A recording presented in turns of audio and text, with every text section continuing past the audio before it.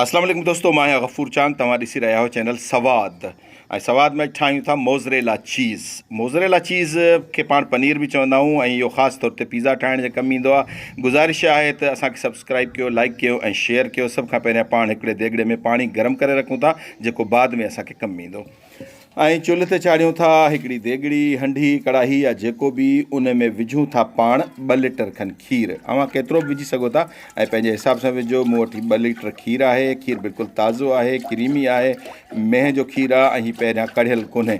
जेकॾहिं पाण कढ़ियल खीर जो इस्तेमालु कंदासीं त पोइ उहा मोज़रेला चीज़ न हूंदी, का ॿी चीज़ ठहंदी। ऐं असांखे खपे थी मोज़रेला चीज़ जेका ख़ासि तौर ते पिज़्ज़ा लाइ इस्तेमालु थींदी आहे। पिज़्ज़ा ठाहिणु तव्हांखे सेखारींदासीं।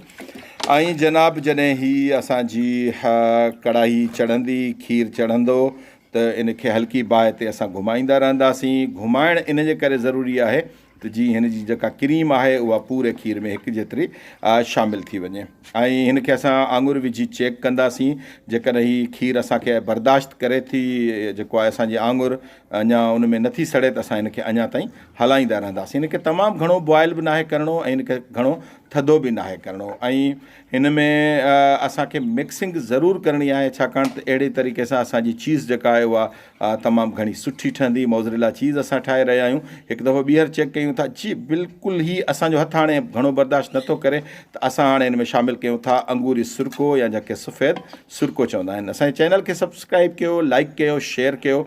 ऐं हिन में असां बार बार चमच करे विझंदा वेंदासीं सिरके जा, ऐं हिनखे असां हलाईंदा वेंदासीं, छाकाणि त असांखे पंहिंजे हिन खीर खे फाड़णो आहे। ऐं असांजो खीर जॾहिं फाटंदो त जेका चीज़ आहे उहा बिल्कुलु धार थी वेंदी। हीअ सिंधी जो पहिरियों चैनल आहे सवाद, जंहिंखे तव्हां ॾिसी रहिया आहियो।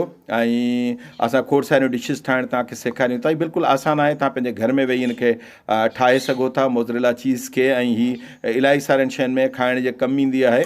ऐं सिंध में तमामु घटि इस्तेमालु थींदी आहे, शहरनि में हिन जो इस्तेमालु तमामु घणो आहे। यूरोपियन कंट्रीज़ में त हिन जो तमामु घणो इस्तेमालु आहे। जनाब, हिन असांजो खीरु अञा न फाटो आहे ऐं हाणे बिल्कुलु हीउ फाटी रहियो आहे। हीउ ॾिसो, फाटी रहियो आहे, धार थी रहिया आहिनि जा सभु जुज़ा जेके आहिनि हिन खां। ऐं हिननि खे असां धार कंदासीं। का छाणी खणूं था ऐं छाणी में असां चीज़ खे अलॻि करे वठूं था, ऐं बाक़ी पाणी जेको आहे उहो अलॻि थी वेंदो। असां हिनखे ईअं खणी वठंदासीं, का बि शइ जेका आहे असांजी पोइ ते न रहे। हिकिड़ी प्लेट खणूं था, उन में असां चीज़ खे रखंदा वञूं था, गॾु कयूं था। हिन पाट मां जेका आहे चीज़ असां जेका हूंदी मुकमिल खणी वठंदासीं। हिकिड़ो ज़रो बि असां पोइ हिते हरगिज़ न छॾींदासीं, छाकाणि त असांजे लाइ क़ीमती आहे। बाज़ार में ई तमामु घणी महांगी आहे, पर 2 लीटर खीर मां असां एतिरी ठाहींदासीं जो असांखे ॿीहर ताईं फ़ाइदो पवंदो। हीअ एतिरी ठहंदी जो बाज़ार में हिन क़ीमत 600-700 रुपया हूंदी, जॾहिं त 200 रुपए जे खीर सां हीअ ठही रही आहे। ॿहिराड़ी में खीर असांखे जेको मिले थो 100 रुपए लीटर जे हिसाब सां मिले थो, त असां हीअ मुकमिल तौर ते हिन मां सॼो सामान जेको आहे उहो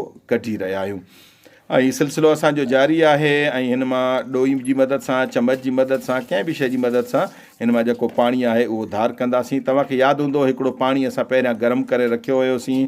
उन पाणी जो इस्तेमालु असां हाणे कंदासीं। उहो बि तमामु घणो गरम असां न कयो, त हीउ उहो पाणी आहे जेको पाण पहिरियां गरम करे रखियो, ॿी कंहिं हंडी में कयो, ऐं हाणे हिनखे ॿी हंडी में असां रखियो आहे।